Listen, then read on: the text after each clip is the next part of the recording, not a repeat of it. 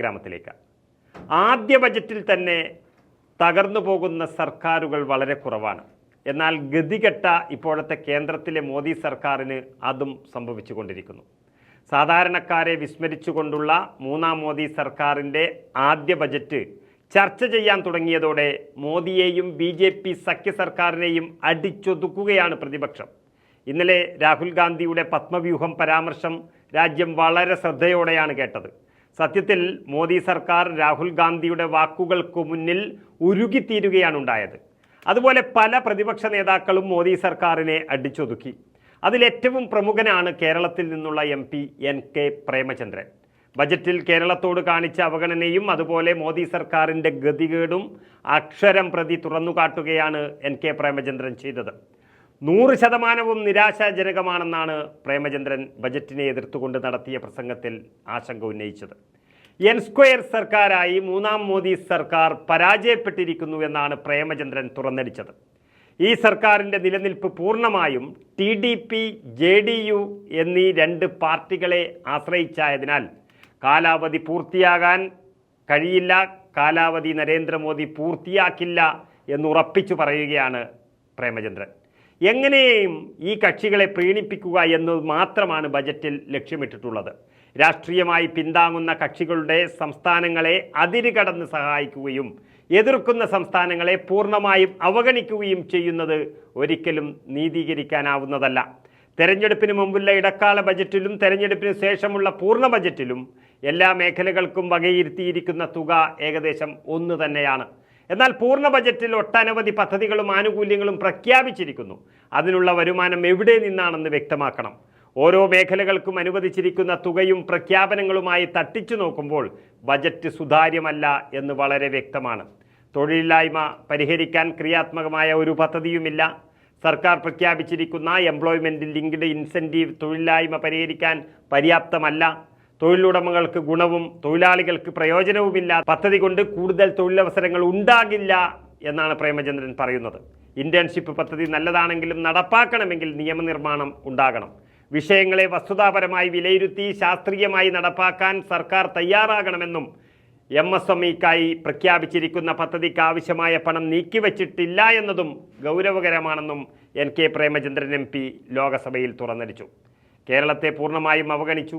വിനോദസഞ്ചാരം കേരളത്തിലെ പ്രധാനപ്പെട്ട വരുമാന മാർഗങ്ങളിൽ ഒന്നാണ്. ആ വിനോദസഞ്ചാര മേഖല ഉൾപ്പെടെ കേരളത്തിന് ഒരു പുതിയ പദ്ധതിയും പ്രഖ്യാപിച്ചിട്ടില്ല.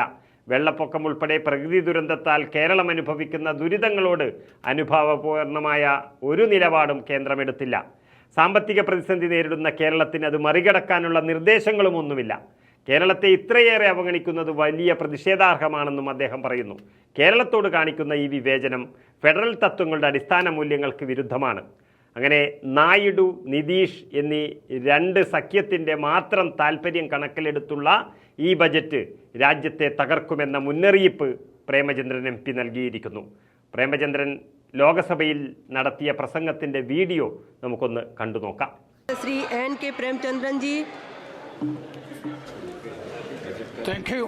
Thank you very much, Madam Chairperson, for affording me this opportunity to take part in the discussion on the budget for the year 24-25, financial year 24-25. Madam, I rise to oppose the budget proposals for the year 24-25 as it is not truly addressing the concerns of the common people of this country. Madam Chairperson, this is the first budget of third Modi government, and when the opposition, the members of the opposition at the time of taking part in the discussion on the presidential address, motion of thanks to the presidential address, we have discussed and we have observed that this is not an NDA government, but it is an N²DA government, because this is a government totally depending on Naidu Nidish dependent alliance government. That is why the stability of this the government is at question. Madam Chairperson, the budget proposal, if you see, Madam Nirmala Sitharaman ji has announced the budget proposals, and the Madam Finance Minister has substantiated and ratified the observations made by the opposition that this is a government, its survival and existence of the government is at the political pleasure of these two parties, Janata Dal U and the other party, TDP, led by Naidu and Nitish. And that is why my first submission is, suggestion is, the stability of the government is at question. This government can collapse at any time before completing the term of office. That is the first point which I would like to make. Madam Chairperson, Madam Finance Minister has presented the interim budget with the full confidence that we will be coming back with char so par with brutal majority.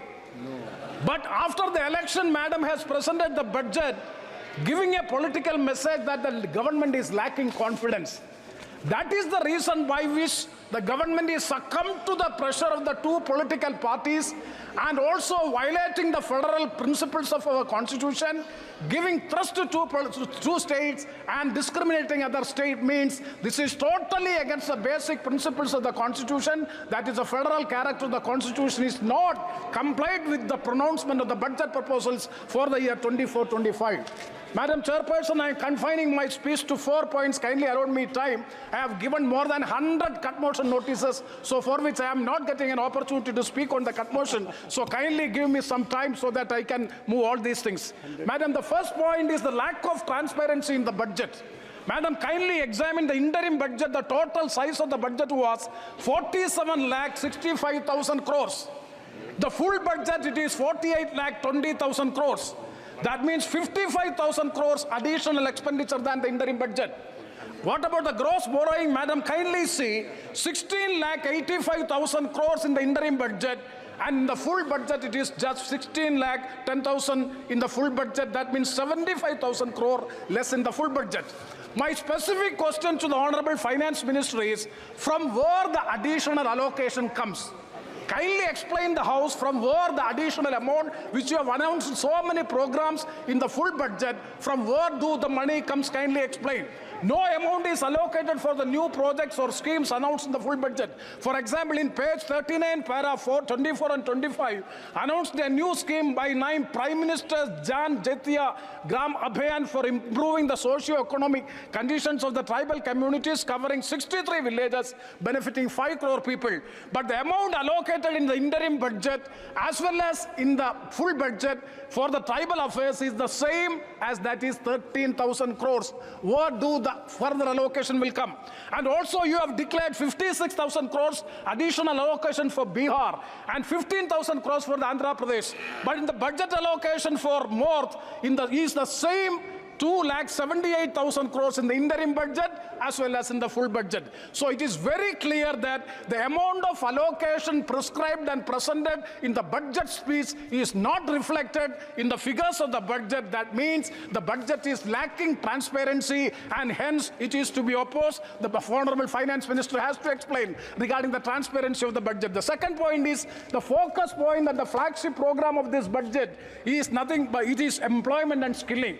Madam, kindly see the government is indirectly admitting the fact that during the 10 years of Narendra Modi ji's government in power in office has established that the government had a growth or the country had a growth, but growth is without having an employment generation. It was jobless growth, it is admitted. Madam, corporate investment is not creating employment. Without employment, consumption and wealth will not increase. In the present situation, capital labor ratio is increasing and the ratio of capital production is decreasing. Madam, 94 to 2002, if you examine, for generating employment, the ratio of capital was 2.8.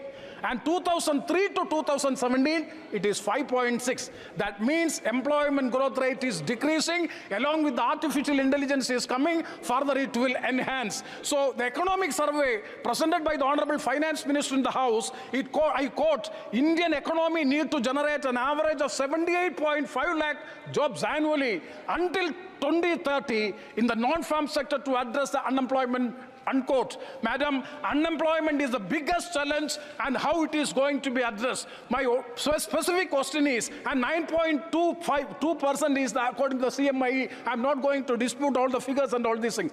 Madam, whether the employment-linked incentive and the internship is sufficient to address the problem of unemployment. You have announced 3 programs of this incentive. I will tell, I have no time, I know it very well. Scheme A. What is Scheme A, Madam?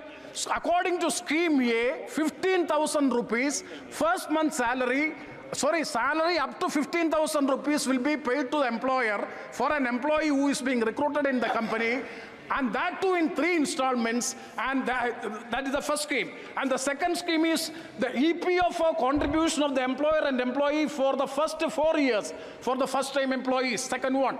And the scheme C is government will reimburse the PF contribution of employers up to 3,000 per month for 2 years. So if you examine these 3 schemes, the incentive is for the employer, not for the employees. And the 3 schemes are applicable to those who are employed. Madam, this incentive is applicable for the employees, not for those who are employed in the company. But where is the employment opportunities? No employment opportunity can be created out of these 3 schemes. So my another question to the Honorable Finance Minister is whether any employer will recruit anyone in his establishment, that he will get 1 month wages, that too up to 15,000 in 3 installments, for which whether he will create an employment opportunity to a jobless youth who will pay for the next 11 months, whether an employer will recruit unemployed youth for the sole reason that 3,000 rupees per month will be getting for 2 years, and that will be getting as the PF contribution for the sole reason. Yes, madam, I am concluding. For that reason, whether any employment opportunity will be given? No, sir, no, madam. That is why I am saying that the schemes which you have announced is not going to create any employment opportunity in the country. And I do appreciate the government regarding the internship program. It is a very good program, internship program. I do fully appreciate it. That is manifested in the Congress manifesto also. But only one suggestion. Only one suggestion, madam, I have to say. What happened to the product-linked incentive? Product-linked incentive, if you examine, it was in the year 21-22 financial year, 1,97,000 crores of announced. So far, how much expended, how much spent? Just 9,700 crores, because it is not having a legal backing. So my points are, any welfare program in a developing economy has to be legally guaranteed for enforcement and implementation. So my suggestion to the government is, let us come with a legislation before the House so as to make it mandatory, compulsory, as we have done in the case of the Corporate Social Responsibility Fund. That has to be done. And regarding MSME, and only 2 minutes I will conclude, ma'am. Regarding the MSMEs, I want a specific answer from the Madam Finance Minister. आधा minute में अपनी बात complete करिए माननीय सदस्य। 1 minute के अंदर अपनी बात। Okay, ma'am. Madam, para 43 to 50 speaks about new programs to promote MSMEs. What is the budget allocation, madam? 22-23, it is 23,583 crores. 23-24, 22,137 crores. A reduction of 1,446 crore. And what about the interim budget? 22,137. What is in the full budget? It is also the same amount. Madam, I would like to know from the Honorable Finance Minister how you are going to plan the new programs which are envisaged in the MSME sector as described in the full budget. And the final point, madam, discrimination against the states. Madam, I represent the state of Kerala. We are having burst potential of tourism. None of the projects have been declared in the budget. We have continuous flood and so many other natural calamities. Nothing has been declared in the budget proposal when we are making so many announcements in respect of other states. And regarding so many other aspects, regarding the financial situation, the financial situation of the state also, it is making it very difficult. In such a situation, the Kerala state is totally discriminated. So my suggestion is, that is why I would like to say, discrimination of certain states who are opposing the government, politically opposing the government, giving fruitful benefit to the states who are supporting the government, is totally against the political ethos of our country, basic constitutional features of the constitution. With these words, I conclude. So once again, I would like to say that kindly see the issues of the Kerala state also along with other states. With these words, I conclude. Thank you very much. माननीय सदस्य श्री के राधाकृष्णन जी।